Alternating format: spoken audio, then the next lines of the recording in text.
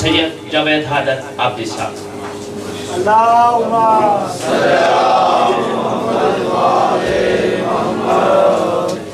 اللہم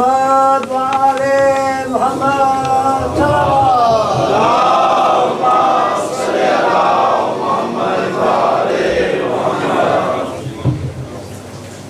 خوشنودی محمد وعلی محمد بلند تر سلام.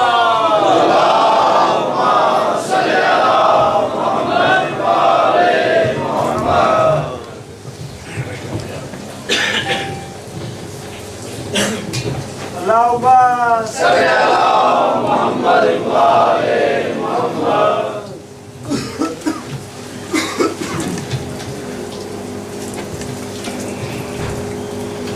نعرہ تکبیر، اللہ اکبر، نعرہ رسالت، یا رسول اللہ، نعرہ حیدری، یا علی. لا حول ولا قوة إلا بالله العلي العظيم. بسم الله الرحمن الرحيم. الحمد لله الذي هدانا لهذا وما كنا لنهتدي لولا أن هدانا الله. لقد جاءت رسل ربنا بالحق. الصلاة والسلام والتحية والإكرام على سيد أسلم ما في الوجود. سر الله في كل موجود نقطة دائرة الوجود. صاحب لواء الحمد والمقام المحمود. الخاتم لما سبق والفاتح لمن غلق. المعلن الحق بالحق أبي القاسم محمد.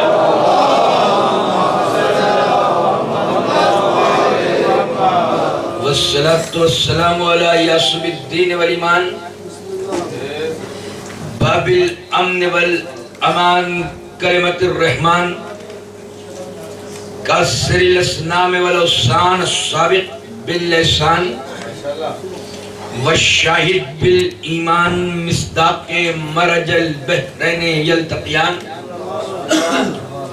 الإمام المظفر والشجاع الغضنفر قاسم التوبة والسقر أبي الشبير المشبر حامل الباب الخبر والساقي حزن الكسر الذي سمته أمه حيدر. الإمام المختار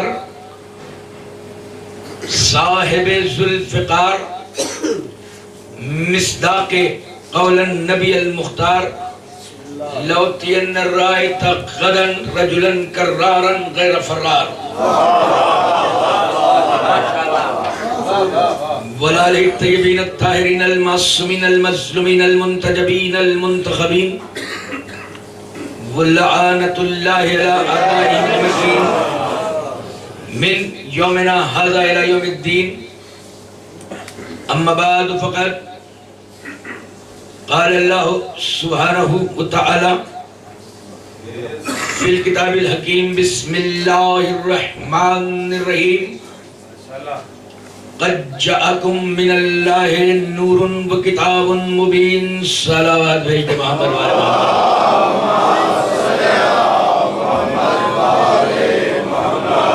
عظمت محمد وعلى محمد پر بلند ترین صلوات.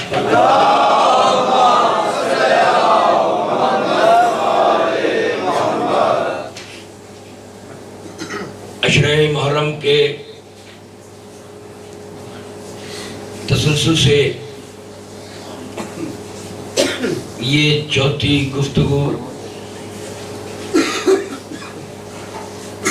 القیم ایسوسیشن کے زیر اہتمام جو منعقد کی گئی ہے وہ آپ کی شاداب اور زندہ جاوید سماعتوں کی نظر کی جا رہی ہے. آپ کے جذبہ ایمانی اور بہترین سماعتوں کا میں شکر گزار ہوں جو میرے معروضات کو آپ حضرات شرف سماعت عطا کر رہے ہیں۔ ہمارا اس عشرہ محرم میں عنوان گفتگو قرآن اور وارثین قرآن ہے، جس کے ہم چوتھے سلسلے میں داخل ہو رہے ہیں۔ عزیزان محترم، ہم نے کل اپنی گفتگو کا آغاز یہاں سے کیا تھا کہ حکم الہی اگر لفظوں کے پیکر میں ڈھل جائے تو قرآن بنتا ہے، اور تجسیم کی شکل اختیار کر لے تو کل ایمان بنتا ہے۔ اسی لیے قرآن اپنا تعارف اس انداز سے کرا رہا ہے کہ الف لام میم ذالک الکتاب لا ریب فی، یہ وہ کتاب ہے کہ جس میں کوئی ریب نہیں ہے، کوئی شک نہیں ہے۔ یعنی دعوت یہ دے رہا ہے قرآن کہ تم کتنے ہی معبود کو سجدے کرتے رہو، کتنے ہی رسول کے کلمے پڑھتے رہو، کتنے ہی رات دن روزے رکھتے رہو، کیسے کیسے گورکھ دھندے کر کر خانہ الہی کا طواف کر کے اپنے نام کے ساتھ حاجی لکھتے رہو، لیکن اگر قرآن کی ایک آیت میں بھی شک کیا تو تمہارے سجدے نہیں، تمہارے مقدروں کی ٹکر ہے، تمہارا طواف نہیں، تمہارے نصیب کا چکر ہے۔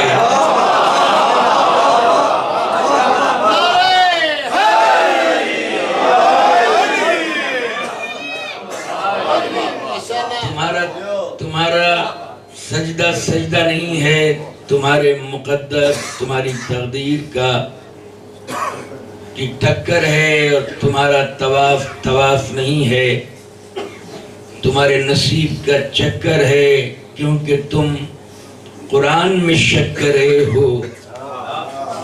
تو جو قرآن میں شک کرے تو اس کو تو نہ نماز فائدہ پہنچا سکتی ہے نہ روزے۔ تو جب نماز پڑھتے ہوئے قرآن میں شک کر رہے ہو تو تمہاری نماز نہیں رہتی۔ نماز پڑھتے ہوئے وارثین قرآن میں اگر شک کر رہے ہو تو تمہاری نماز کیسے ہو جائے گی؟ کیونکہ قرآن یہ اعلان کر رہا ہے کہ اس میں کوئی شک نہیں ہے۔ قرآن ایک بہت بڑا پیمانہ بھی ہے، معیار ہے قرآن۔ اسی لیے عزیزان محترم، اگر دیکھا جائے تو قرآن کی عظمت، قرآن کی طہارت، قرآن کی وقت، قرآن کی صداقت کما حقہ سارے مسلمان مانتے ہیں۔ میں ایک دن دہلی میں ایک بہت بڑے مدرسے میں چلا گیا، وہاں پہ بچوں کو قرأت سکھائی جا رہی تھی۔ میرے ہاتھ میں ایک میگزین تھی جو کسی بندے نے لکھی تھی، ہاتھ میں لیے ہوئے اس مدرسے میں داخل ہو گیا۔ وہاں پر قرأت قاری صاحب سکھا رہے تھے۔ بھول سے میں نے یہ کیا کہ جو قاری صاحب نے قرآن مجید رکھا ہوا تھا وہ ایک ریل پہ رکھا ہوا تھا جو ایک لکڑی کی ہوتی ہے، لکڑی کے اوپر، وہ ریل کے اوپر قرآن تھا۔ اس بچے نے جسے قرأت سکھا رہے تھے اس نے ہاتھ میں قرآن لے لیا۔ میں نے وہ میگزین جو کسی بندے کی لکھی ہوئی تھی اس کو اس ریل پہ رکھ دیا۔ فوراً قاری صاحب مجھ پہ نالا ہو گئے، آنکھ بھویں سکوڑ کے کہنے لگے آپ کو تمیز نہیں ہے، آپ نے قرآن کی جگہ پہ بندوں کی بنائی ہوئی چیز رکھ دی۔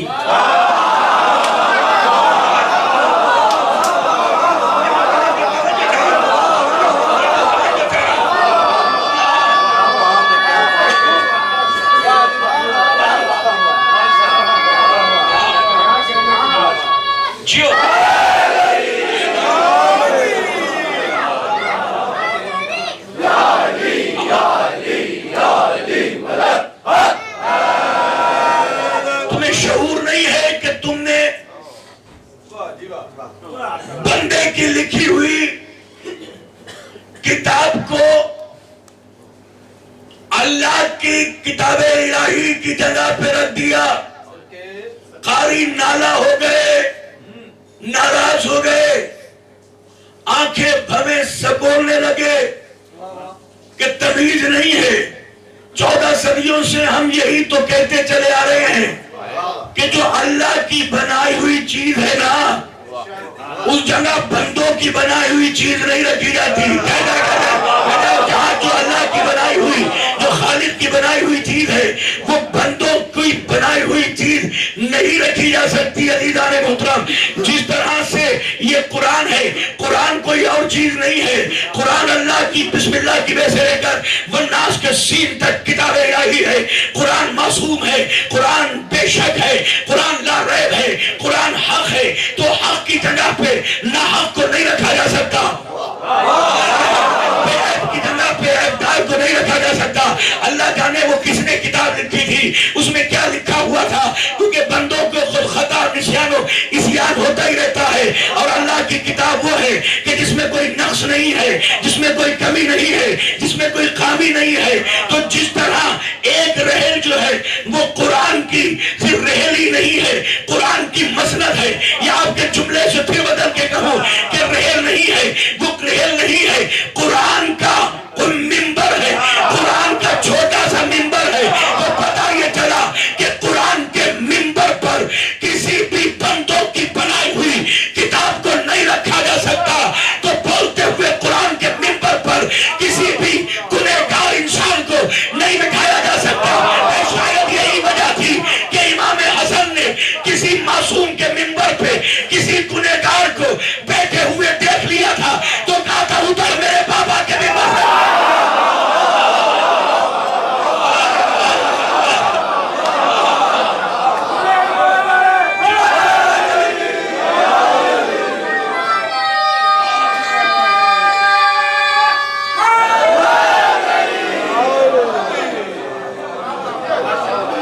قرآن حجت الہی ہے تو اس کا وارث بھی حجت الہی ہونا چاہیے. اور حجت کی تعریف نبی نے یہ فرمائی کہ الحجت قبل الخلق, الحجت مع الخلق, الحجت بعد الخلق. حجت وہ ہے جو خلق سے پہلے ہے, حجت وہ ہے جو خلق کے ساتھ ہے, حجت وہ ہے جو خلق کے بعد ہے. قرآن بھی وہ ہے کہ جو خلق سے پہلے, خلق کے بعد, خلق کے ساتھ. میری سمجھ میں نہیں آتا عزیزان محترم, آج یہ بتائیے مجھے کہ کون سا مسلمان ہے جس کے گھر میں قرآن نہیں. ساری 1 ارب سے زیادہ مسلمانوں کے گھر میں قرآن ہے. قرآن ایک ہے مگر ہر جگہ ہے, اس پہ کسی کو شک نہیں ہوتا. میں تو والی ایک ہے اور ہر جگہ ہے.